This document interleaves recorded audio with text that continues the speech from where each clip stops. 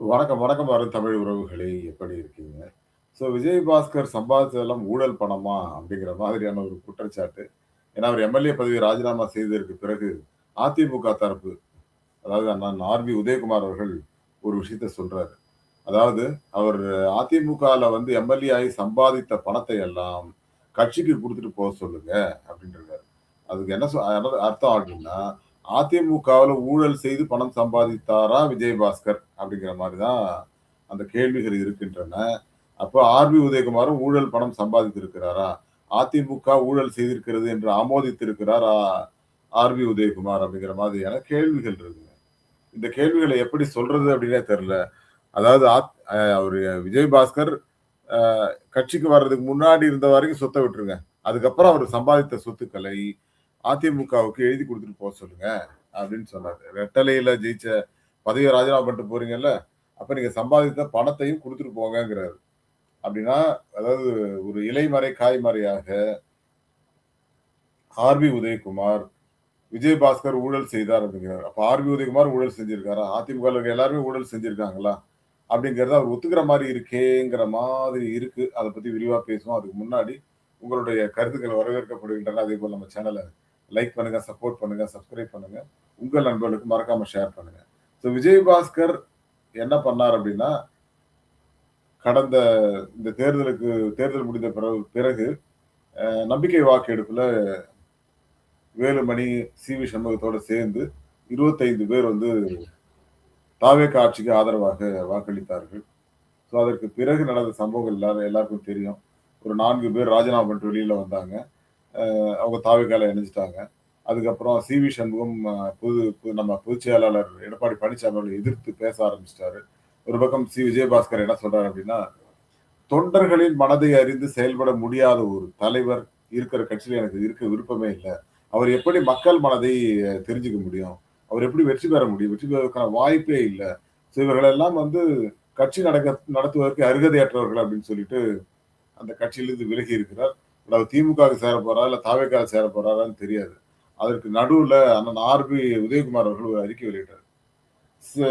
விஜயபாஸ்கர் அவர்கள், எங்கள் ஆட்சியை வைத்துக் கொண்டு சம்பாதித்த பணத்தை எல்லாவற்றையும் கட்சிக்கு குடுத்துட்டு போக சொல்லுங்க. அப்படிங்கிறாரு. அப்படின்னா என்ன அர்த்தம்? அவர் ஊழல் செய்து பணம் சம்பாதித்திருக்கிறார்ன்னு அர்த்தமா? அததான் வந்து ஆர்.பி. உதயகுமார் சொல்றாரா? அப்படிங்கிற மாதிரியான ஒரு கேள்வி இருக்கிறது. இந்த கேள்விக்கு அண்ணன் ஆர்.பி. உதயகுமார் என்ன சொல்றாருன்னா, தானும் அந்த மாரி சம்பாதிச்சிருக்கேன்.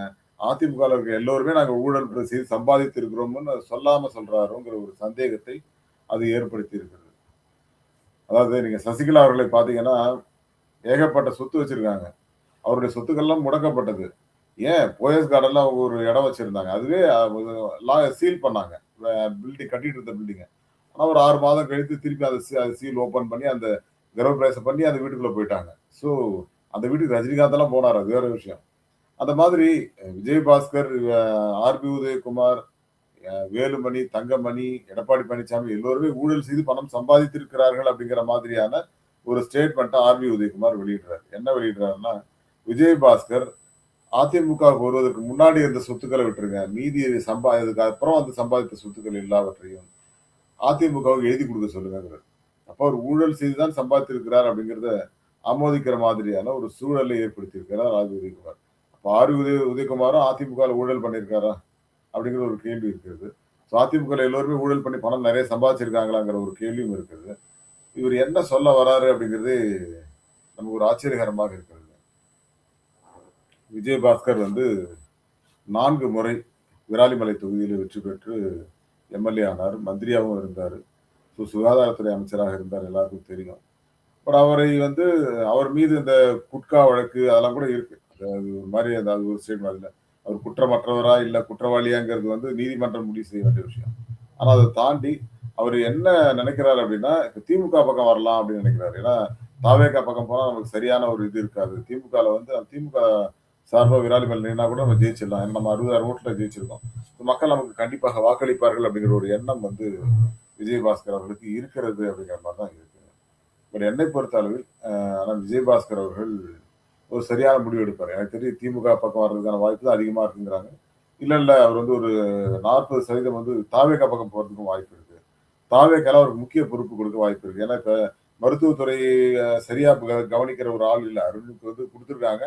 பட் ஆனால் அத தவிர்த்து அ என்ன சொல்றது? அனுபவமற்ற சில அமைச்சர்கள் இருக்காங்க. அவங்களுக்குலாம் ஒண்ணுமே தெரியல. அதனால அனுபவம் உள்ள ஒரு சிலரை மட்டும் நம்ம எடுத்துக்கலாம் அப்படின்னு விஜய் முடிவு பண்ணியிருக்காரு. அதுல விஜயபாஸ்கரும் ஒருத்தரு. அப்படிங்கிற மாதிரியான செய்திகள்லாம் கூட வருதுங்க. இதெல்லாம் தாண்டி அதிமுகவுடைய கோட்டையாக புதுக்கோட்டைய வச்சிருந்தார் ஒரு காலத்துல. பட் ஆனா இப்போ வந்து இவ்வளவு இதுல விஜய் ஜெயிக்கிற காலத்திலேயே 60,000 ஓட்டு வித்தியாசத்துல விராலிமலையில வென்றிருக்கிறார்.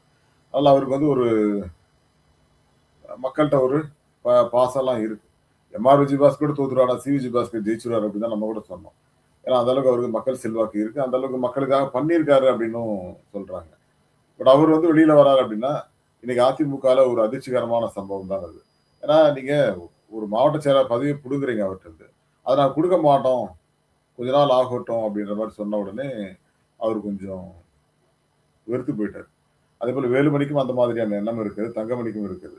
இவங்க என்னதான் மன்னிப்பு கடிதம் குடுத்து மீண்டும் போனாலுமே, அவங்க அங்க ஒட்டவே முடியலங்கிற ஒரு பிரச்சனை இருக்கு. அதனால தான் சி. விஜயபாஸ்கர் அவர்கள் உடனடியாக இந்த முடிவை எடுத்திருக்கிறார் அப்படிங்கிறது நமக்கு தெரியுதுங்க. இப்ப வேலுமணி, தங்கமணி கூட திமுகவுடன் பேசிக் கொண்டிருக்கிறார்கள் அப்படின்னு சொல்றாங்க. எனக்கு மட்டும் நீங்க துணை பொதுச்செயலாளர் குடுங்க. நான் கொங்கு மண்டலத்தை நான் பார்த்துக்கிறேன் அப்படின்னு சொல்லி வேலுமணி அவர்கள் சொன்னதாகவும், தங்கமணி அவர்களும் மாவட்ட செயலாளர் குடுங்க. நான் அவரையும் கூப்பிட்டு வரேன் அப்படின்ற மாரி சொல்லியிருக்கிறதா ஒரு தகவல். அதேபோல எம்.ஆர். விஜயபாஸ்கரும் தன்னுடைய எம்.எல்.ஏ பதவியை ராஜினாமா செய்துவிட்டு தாவேக்காவுக்கு வர்றதுக்கான வாய்ப்புகள் இருக்குங்கிறாங்க. ஏன்னா, அதாவது இப்ப தாவேக்காவ பொறுத்தவரைக்கும் எல்லாரையும் உள்ள போட்டுக்கிறாங்க. ஏன்னா, அதிமுக வந்து எங்களோட கரைந்து விடும் அப்படின்லாம் சொன்னாங்க. அதுக்கு என்ன காரணம் அப்படின்னா, அதிமுகவுடைய அதிமுக கட்சியில இருக்கிறவங்களுக்கு வந்து நம்பிக்கையின்மை அப்படிங்கிறது ஏற்பட்டாச்சு. இனிமேல் வந்து அதிமுக ஆட்சிக்கு வராது அப்படிங்கிற முடிவுக்கு வந்துட்டாங்க. அதனால தான் நெறைய பேருக்கு அந்த ஒரு பயமும், அச்சமும் இருக்கிறது. இது மேற்கு வங்க அரசியலோடு பொருத்தி பார்க்கிறார்கள். அதாவது நீங்க மேற்கு வங்க அரசியல்ல 2ஆம் இடத்துல இருக்கிற மம்தா பானர்ஜிக்கு தான் பிரச்சனை. ஆனா திமுகல இங்க ஒரு பிரச்சனையும் இல்ல. காரணம் என்ன அப்டின்னா, திமுகல இப்ப தானே ஆட்சி விழுந்தா, நம்ம அடுத்த 5 வருஷத்துல ஆட்சிக்கு வந்துடலாம்டா போடா அப்படின்னு சொல்லி அவங்க தைரியமா இருக்காங்க. ஆனா அதிமுகவுல இருக்கவங்களுக்கு பயம் வந்து விட்டது. இனிமேல் அதிமுகவை ஒருத்தராலும் காப்பாற்ற முடியாதுங்கிற முடிவுக்கு இவரு சி. விஜயபாஸ்கரே வந்துட்டாரு அப்படின்னா, நம்மளும் போலாம் அப்படிங்கிற முடிவுக்கு மேலும் சிலர் வரலாம் அப்படின்னு சொன்னோம். நம்ம இந்த 4 எம்.எல்.ஏக்கள் வரும்போது நான் எனக்கு தெரிஞ்சு குறைஞ்சபட்சம் ஒரு 10, 15 பேர் வருவாங்க. அதுதான் ஆதவ அர்ஜுனாவோட டார்கெட் அப்படின்னு கூட நான் சொல்லியிருந்தேன். காரணம் என்னன்னா, நமக்கு வந்து 200 அந்த 118க்கு மேல போயிரணும் அப்படிங்கிற ஒரு எண்ணிக்கைக்கு பிளான் பண்றாரு ஆதவ அர்ஜுனா. அதனால அவர் மீண்டும் மீண்டும் பேசிக் கொண்டு தான் இருப்பார். எம்.எல்.ஏக்கள் இன்னும் ஒரு 10 பேரையாவது உள்ள கொண்டு வந்துருவார் அப்படின்னு எனக்கு ஒரு நம்பிக்கை இருந்தது. ஸோ அதைத்தான் அவர்கள் செய்து கொண்டிருக்கிறார்கள் அப்படிங்கிறது இருக்கு. ஸோ அதுதான் நானுமே பார்த்துட்டு இருக்கேன். பார்க்கலாம் வெயிட் பண்ணி பார்ப்போம். ஒரு விஜயபாஸ்கர் அவர்கள் சம்பாதித்ததெல்லாம் ஊழல் பணமா அப்படிங்கிற மாதிரி ஆர்.பி. உதயகுமார் ஒரு மீனிங் கொண்டுறாரு. அப்படின்னா அதிமுகல இருக்கிற எல்லா அமைச்சர்களுமே, எல்லா முன்னாள் அமைச்சர்களுமே வந்து ஊழல் செய்து சம்பாதித்திருக்கிறீர்களா? அப்படிங்கிற ஒரு கேள்வி இருக்குல்ல. அதாவது நீங்க நம்ம ஒரு ஸ்டேட்மெண்ட் விடுறோம் அப்படின்னா, அது எவ்வளவு எச்சரிக்கையாக விட வேண்டும் அப்படிங்கிறது தான். உன் சொத்தெல்லாம் இங்க குடுத்துட்டு போ அப்படின்னு சொன்னா, அதாவது அதிமுகல இருக்கும்போது சம்பாதித்த சொத்து. அப்படின்னா நெறைய குவாரிகள்லாம் வச்சிருக்காரு. அதெல்லாம் வந்து அதிமுக வந்த அப்புறம் தானே பண்ணது. ஸோ அது வந்து அதெல்லாம் ஊழல் பணம் அப்படிங்கிற மாரிலாம் போகுது. ஸோ இந்த கால்குலேஷன்ஸ் வந்து ஆர்.பி. உதயகுமார் என்ன பண்றாருன்னா, மீன் பண்றாருன்னா, அது ஊழல் பணம்ங்கிற மாரி மீன் பண்றாரு. அப்போ ஆர்.பி. உதயகுமாரும் அப்படி வச்சிருக்காரா? எடப்பாடியும் வச்சிருக்காரா? தங்கமணி வச்சிருக்காரா? வேலுமணி வச்சிருக்காரா? அப்படிங்கிற கேள்வி இருக்கு இல்லையா? இதற்கும் சேர்த்து ஆர்.பி. உதயகுமார் ஒரு எக்ஸ்பிளனேஷன் குடுத்தாருன்னா நல்லா இருக்கும். ஏன்னா அவர் அவர் மீன் பண்றது அப்படிதான் இருக்கு. அவர் சொல்ற ஸ்டேட்மெண்ட் அப்படிதான் இருக்கு. நான் அவர் பேட்டிய பார்த்தேன் இப்போ. அந்த மாதிரி பேசுறத கொஞ்சம் தவிர்க்கலாமே அப்படிங்கிறது தான் என்னுடைய கருத்தும் கூட.